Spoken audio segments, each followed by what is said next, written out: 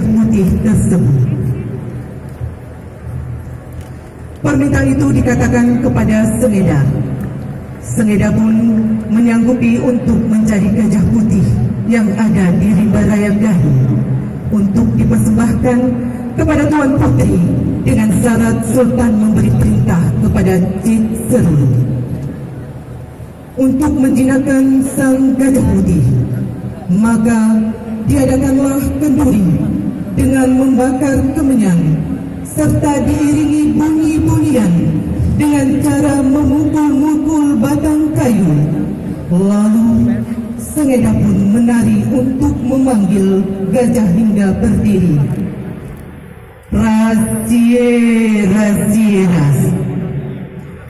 Dan sebagai vokal sebuku pemotongan oleh Indah Hidayah LKARA. Sebagai pembaca puisi Tiara Yusma, dan spesial pada malam hari ini Pikar Weeda.